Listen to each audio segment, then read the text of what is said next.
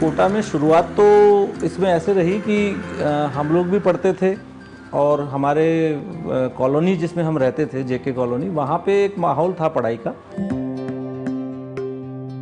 चूँकि industrial city था तो यहाँ पे इंजीनियरिंग में जाने का या अच्छी एजुकेशन लेने का एक जज्बा तो था लोगों में। आप कह सकते हैं एक हाइब्रिड हुआ यहाँ पे कि यहाँ पे उन लोगों ने पढ़ाना शुरू किया जो हम उम्र थे, 2 साल 3 साल सीनियर। तो उतनी ही मेहनत टीचर भी रोज करता था, क्योंकि कल वो भी अटक जाता था किसी चीज़ में, तो वो पहले खुद मेहनत करके आता और फिर वो बच्चे को अगले दिन पढ़ाता।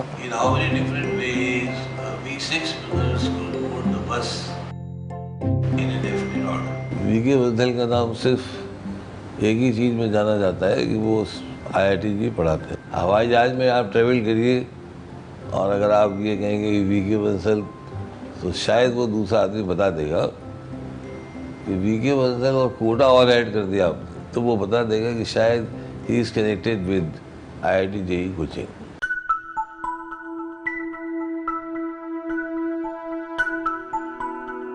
Ten years after I worked in industry as an engineer, I found myself to be unfit for the job because of these disorders, muscular disorders. So when I contacted the doctors, neurological doctors, they immediately advised me to switch on to some profession which does not require any mobility. I was not a teacher, I was an engineer and an industrial, serving in an industry. Getting a child even to teach is a difficult job. But somehow I got a child of class 8th. सारे subject मैंने पढ़ाता चला गया, तो with in 3 months boy केम, तो उसकी class में अच्छी पोजीशन आ गई, मतलब ऑलमोस्ट हाफ वे। तो उसके पेरेंट्स को तो बहुत ही मज़ा आ गया, यार ये क्या हो गया, ये तो मिरेकल हो गया, क्या हो गया। तो नेचुरली उन्होंने किसी दूसरे आदमी से कह दिया, तो 1 से 2 हो गए, तो अब 2 से धीरे धीरे बढ़ के 4 हो गए। तो किसी को पता नहीं चला कि क्या हो रहा है, 200 100 200 तक तो नहीं पता चला, लेकिन when that figure went to 2000 then people realize कि कुछ हो रहा है। तो it became a big business. करना कुछ भी नहीं है, टीचर ही टीचर है, रॉ मटेरियल 0 और एंजॉय।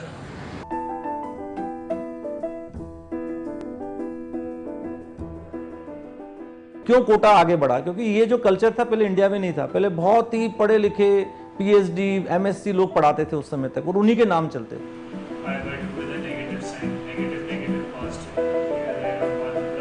96-97 तक आते आते कई लोग इस लाइन में अपने आप को, जो इंजीनियरिंग करके हमारे स्टूडेंट जो निकले, उन्होंने भी अपने आप को पढ़ाने में इन्वॉल्व किया।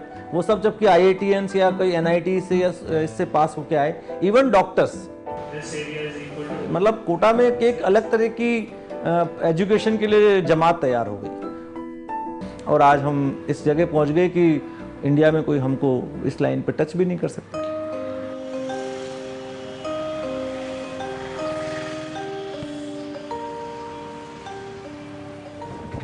कोटा में जो बच्चे आते हैं वो प्राइमरीली इंजीनियरिंग, जैसे IIT हुआ या NIT के लिए IEEE हुआ, जिसको JEE मेन बोलते हैं आजकल, या प्री मेडिकल की तैयारी के लिए बच्चे आते रहे हैं। क्योंकि कोटा की पूरी इकोनॉमी से जुड़ी हुई है, तो यहाँ के लोगों का बच्चों को बहुत सपोर्ट मिलता है। मैंने बहुत से लोग ऐसे देखे हैं या बहुत से बच्चे ऐसे देखे हैं, पेरेंट्स को मैंने सुना है कि वो, उनको लगता है कि हमारा बच्चा, पता होता है कि हमारा बच्चा किसी कॉम्पिटिटिव एग्जामिनेशन में सेलेक्ट नहीं हो पाएगा, फिर भी वो उसको कोटा लाकर छोड़ते हैं, ये सोचकर कि यहाँ के एनवायरनमेंट में वो मेहनत करना सीखेगा, यहाँ के एनवायरनमेंट में उन बच्चों से मोटिवेट होकर थोड़ा हार्ड वर्किंग बन जाएगा।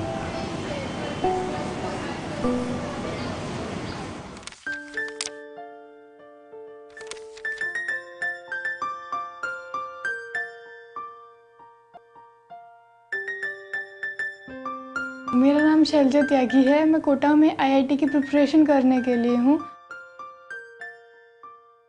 मैं ओरिजिनली मंडावली से हूँ। बिजनौर में एक गांव है हरिद्वार के काफ़ी पास। कोटा में पहले मेरा भैया IIT के लिए प्रिपरेशन कर रहा था। बाय चांस उसका सिलेक्शन नहीं हुआ, बट इट्स फाइन। उसके बाद अब फिर मेरे लिए रुके हैं अ ट्राई ऑन मी। आज तक मेरे घर में एक भी IITian नहीं है and I wanted to be the first one. सुबह मॉर्निंग में 7 o'clock उठता हूँ और फिर अपनी कोचिंग के लिए तैयार होता हूँ। फिर उसके बाद 1:30 और 2 o'clock तक मैं वापस आ जाता हूँ कोचिंग से। फिर लंच करके थोड़ा रेस्ट करता हूँ। उसके बाद शाम को थोड़ा स्टडी के लिए टाइम निकालता हूँ, सेल्फ स्टडी के लिए। मैं एक्चुअली दिन में 6 to 8 आवर्स की स्टडी करने की कोशिश करता हूँ। मेरा नाम दिव्यांश त्यागी है, आई एम 18 years old और बेसिकली मैं ग्रेटर नोएडा से बिलोंग करता हूँ, दिल्ली NCR रीजन। जिस एनवायरनमेंट में हम लोग कोटा में रहते हैं वो ऑब्वियसली वो एक मिलिट्री ट्रेनिंग की तरह ही है, क्योंकि काफ़ी ज़्यादा रिग्रेस हम लोगों को चीज़ें करनी पड़ती हैं, स्टडीज़ भी, और अलग अलग कंडीशंस के अकॉर्डिंग खुद को हम लोगों को चीज़ों के साथ सिंक्रोनाइज करके चलना पड़ता है और अलग अलग कंडीशंस में हम लोगों को हैंडल करना पड़ता है खुद को। Lakhs of students all preparing tough competition. There's a great rush in Kota. Always the rush in minds. We always face that competition. ये लाइफ शायद थोड़ी सी ज़्यादा बोरिंग है, बट कभी मुझे ज़्यादा बोरियत होती है when I feel कि क्या कर रही हूँ मैं, I am 18 and all. I think what I would do if I'll crack IIT. What if I'll be AIR1 in IIT? What if everyone will come to interview me? What my parents would feel? And it makes me completely happy. What I could be. 11th-12th के बाद बच्चे actually चाहते हैं कि वो actually they dream for IIT। एक mode होता है कि पढ़ाई का, IIT JEE में पढ़ाई बहुत सीरियस होती है और काफ़ी अच्छी लेवल की पढ़ाई होती है, और फ्यूचर में और मतलब अगर हम हायर लेवल के लिए जाना है तो फिर IIT के थ्रू जाना इजी रहता है, और सैलरी भी, पैकेजेस भी अच्छे IIT से निकलते हैं। बेस्ट तो वही है, मेन तो वही है एक्चुअली।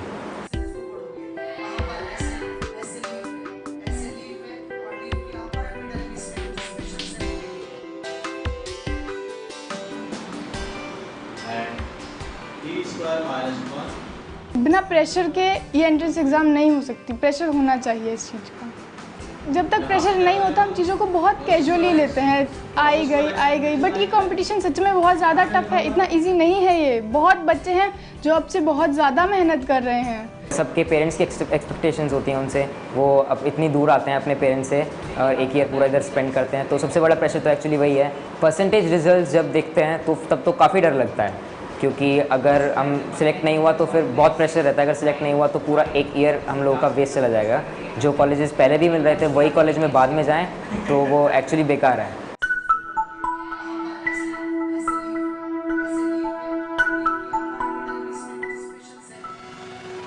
जनरली तो फीस सभी इंस्टीट्यूट्स की 1 लाख to 1,20,000 है पर ईयर।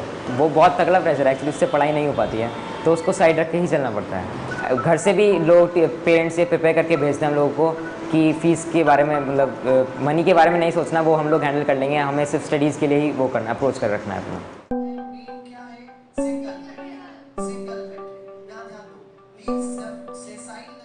आज स्कूल्स, आप प्राइवेट स्कूल्स देख रहे हैं दिल्ली में, उनकी फीसेज आप अगर मालूम करेंगे तो हमारे से ज़्यादा फीसेज है। तो हमारा कॉमर्शियल अपनी जगह एक आप कह सकते हैं, लेकिन हमारे यहाँ पे इसलिए ज़्यादा कॉमर्शियल दिख रहा है कि हमारे यहाँ मास एक साथ आ रहे हैं। उनके यहाँ पे मान लीजिए किसी के यहाँ 3,000 बच्चे और हमारे यहाँ 76,000 बच्चे एक साथ है, तो आपको वो बड़ा कॉमर्शियल दिखता है कि एक जगह इतना क्यों। जिन पेरेंट्स के पास सामर्थ्य है वो हमको फीस दे रहे हैं। एक बच्चा है, पेरेंट्स 25 लाख रुपए साल के कमाते हैं, तो 2 लाख रुपए उस बच्चे पे खर्च भी करते हैं। सरकार इतना करोड़ों का टैक्स हमसे भी ले रही है, इसके ऊपर सर्विस टैक्स 300 करोड़ से ज़्यादा, 400 करोड़ से ज़्यादा सर्विस टैक्स जा रहा है इस इंडस्ट्री से, तो उसका उपयोग करें ना। जिन बच्चों को जरूरत है उनको भेजें ना।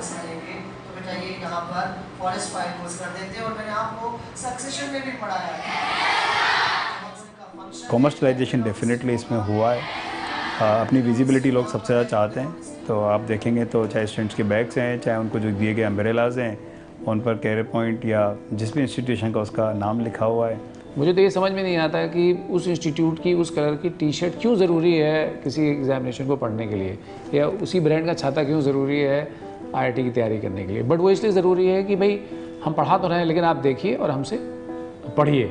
आज बच्चे को अगर आप देखें तो अच्छी सुंदर बिल्डिंग चाहिए, अच्छा सुंदर उसको एनवायरनमेंट चाहिए जिसमें कि वो ये फील कर सके कि उसको अच्छा फील गुड आ रहा है। तो उससे क्या हुआ कि एक तो महंगा बहुत हो गया, तो वो ultimately from where it will come from the pocket of the students. हम उस बच्चे को पूरे देश में उसके फोटो सहित उसके जब हम छापते हैं तो उस बच्चे को और दूसरे को मोटिवेशन मिलता है। तो वो हमारा एक पार्ट है, हम मानते हैं उसको कि हमें वो खर्चा कॉमर्शियल में करना पड़ रहा है।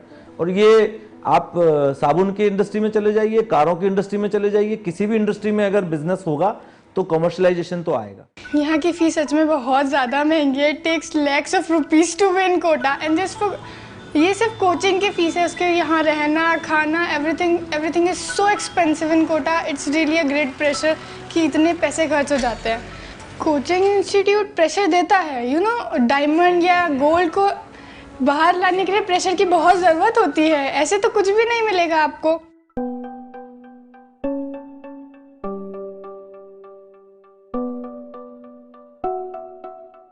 मैक्सिमम केसेस ने बच्चियों ने या बच्चों ने पंखे से लटक के या पंखे के हुक से लटक के हैंगिंग से सुसाइड किया है।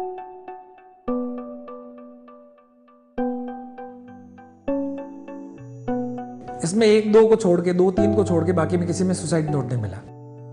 जिसमें एकाध में जैसे सुसाइड नोट मिला भी है, दैट इज क्वाइट इमोशनल।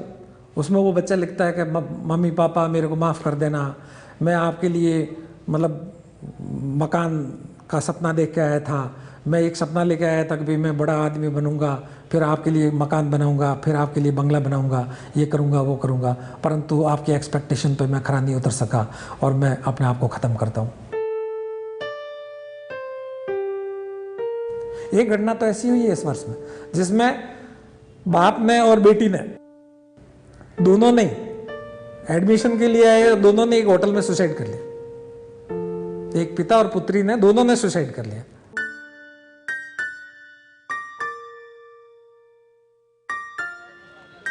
जून का मतलब है कि उस दौर में नए एडमिशन होते हैं, पुराने के रिजल्ट आते हैं और वो एक ट्रांजिशन फेज होता है, वो एक ऐसा संक्रमण काल होता है जिसमें बच्चे का या तो रिजल्ट आया हुआ होता है या बच्चे का नया एडमिशन होता है।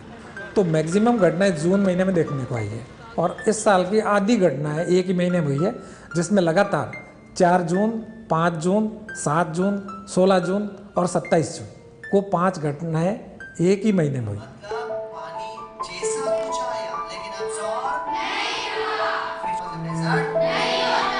मैं मानता हूं कि अभी इस साल के जो 9-10 बच्चों ने जो सुसाइड किया है उसमें कोई भी बच्चा लोकल नहीं है, वो बाहर की स्टेट के हैं, चाहे वो बिहार के हों, चाहे वो उत्तर प्रदेश के हों, चाहे वो झारखंड के हों, वो बच्चे बाहर के हैं। अब इन बच्चों में कंपटीशन के लिए आते हैं चूँकि, तो डेफिनेटली 5 या 7% बच्चे इसमें सफल हो पाते हैं और जो बाकी बच्चे हैं उनका सिलेक्शन नहीं हो पाता। तो पहले दिन जब वो यहाँ एडमिशन लेते हैं कोचिंग के लिए, तो पहले दिन से ही उन पर प्रेशर रहता है कि उनके जो पेरेंट्स होते हैं वो उन्हें एक मिशन के लिए भेजते हैं, एक मकसद के लिए भेजते हैं और उन मकसद में सफल होना उनके ऊपर एक बहुत बड़ा प्रेशर होता है। डेफिनेटली पेरेंट्स की भी एक्सपेक्टेशन होती है, वो उन पे बहुत खर्चा करते हैं, वो घर से दूर रहते हैं, तो उस मिशन में वो सफल हों, ये प्रेशर पहले दिन से ही उनके दिमाग में होता है।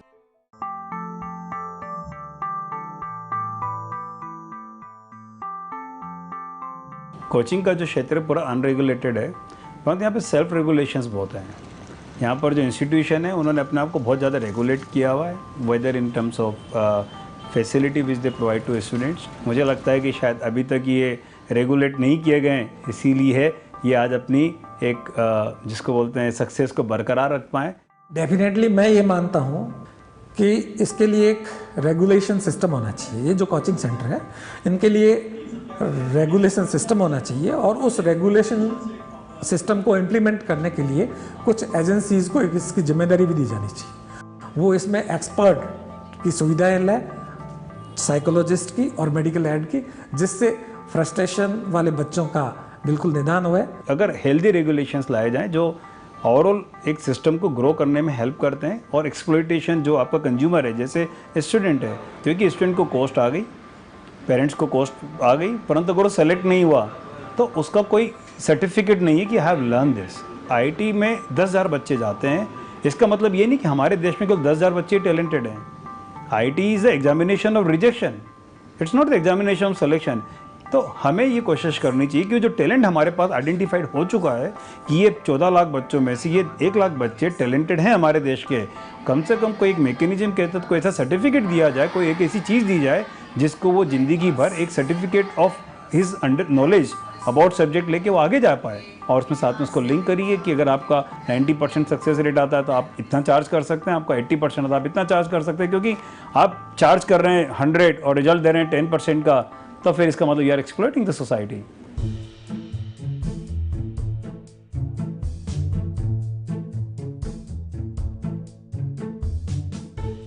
पहले बिना टेस्ट के होता ही नहीं था एडमिशन। अब हमको भी सरवाइव करने के लिए बिना टेस्ट के देना पड़ता है एडमिशन। नहीं देंगे बगल वाला दे देगा, वो दे देगा। हर कोचिंग सेंटर में इतनी हिम्मत नहीं हुई कह सके कि नहीं भाई आप ये आईटी में नहीं आ सकता, आप इसको ले जाइए। हर एक में हिम्मत नहीं है। किसी कोचिंग सेंटर में जाइए तो वो आपको ऐसा लगेगा कि जैसे कि वो कोई सेल्समैन है और वो आपको बल्कि अगर लाल का नीला रंग बता के एडमिशन दे देंगे। Because the capacities are enormous. Capacity ज़्यादा है, बिल्डिंग ज़्यादा है, टीचर्स ज़्यादा है, पढ़ाने वाले ज़्यादा हैं। बच्चे इसलिए ज्वाइन करते हैं क्योंकि उनको डर लगता है कि वो फेल हो जाएंगे, या उनको लगता है कि I am missing something if I don't go to coaching institution. तो एक तरह से इंश्योरेंस का जो प्रीमियम होता है, जैसे आप भरते हैं कि भाई कल कुछ हो जाएगा तो उसके लिए पहले आज इंश्योर कर लें, तो वैसे कोचिंग इंस्टीट्यूशन आ जाते हैं। कोचिंग ज़रूरी इसलिए है क्योंकि बच्चे जो हम पढ़ते हैं वो बहुत ज़्यादा डीप में होता है जो हम नॉर्मली अपनी बुक्स में पढ़ते हैं। School don't provide that appropriate knowledge. Schools की कंडीशन इंडिया में बहुत बुरी है and it needs to be improved. बच्चे आई नो विदाउट कोचिंग बच्चे IIT क्रैक करते हैं, बट आई नो मेरे अंदर इतना कैलिबर नहीं है। They are the top most minds. मैंने पहले भी ट्राई किया था, पहले फर्स्ट टाइम में भी ट्राई किया था, तब मैंने कोचिंग नहीं की थी, नॉर्मल स्कूलिंग से ट्राई किया था, तो मुझे इतना अच्छा रिजल्ट नहीं मिल पाया था और उस वजह से मेरा सिलेक्शन अच्छे कॉलेज में, क्योंकि मुझे अच्छा गवर्नमेंट कॉलेज नहीं मिल पाया था। 1 in 100 ही मुश्किल से कर पाता है कोई, वो भी शायद हमेशा नहीं हो पाता। तो फिर वो लोग यही अप्रोच रखते हैं कि हम लोग कोचिंग जाएँ और फिर वहाँ से हम IIT जा पाएँ। हमारा जो एजुकेशन सिस्टम है उसकी इनएफिशिएंसी की वजह से कोचिंग इंस्टीट्यूशन इस दुनिया में आए। स्कूल का कोई वैल्यू नहीं रहा है। हमारे बच्चों को वो टीचर पढ़ा रहे हैं जो एकेडमिकली सबसे वीक थे, फिर हम एक्सपेक्ट करते हैं कि वो क्लास में डिलीवरी देंगे। तो पहले बात तो क्लास में डिलीवरी हो नहीं पाती स्कूल में, तो वहाँ पे फेल हो जाता है सिस्टम। फिर कंपटीशन इतना ज़्यादा है कि हर एक बच्चों को उस कंपटीशन के अंदर अपनी सीट बनाने के लिए एक्सपर्ट सर्विसेज तो चाहिए, या तो वो स्कूल दे नहीं तो बाहर ले। स्कूल दे नहीं रहा है इसलिए वो बाहर लेता है, इसलिए कोचिंग इंस्टीट्यूशन है। हमारे यहाँ पे पूरा आपको प्रिपरेशन का माहौल मिलेगा। सबसे पहले सवाल को थोड़ा हल्का करो। जैसे आप किसी प्रवचन कोई संत का सुनाते हैं तो कितने लोगों को एक साथ सुना लेते हैं। तो कभी कभी हमारे हीरो टीचर की क्लास में तो एक साथ 200 बच्चे बैठते हैं, लेकिन जब हम उसको बाद में जब बाहर निकालते हैं तो उसके बाद हम उसके लिए कई लेवल और छोड़ देते हैं। अब यहाँ ये टीचर बैठा है, यहाँ ये उसके जूनियर टीचर बैठा है, आप शाम को भी यहाँ आ सकते हैं, सुबह भी यहाँ आ सकते हैं। तो हमने ज्ञान देने के समय कोई कंजूसी नहीं करी, तभी तो वो अच्छा कर रहा है वहाँ। और ये अगर किसी दिन स्कूलों में शुरू हो जाएगा तब हम खत्म हो जाएंगे।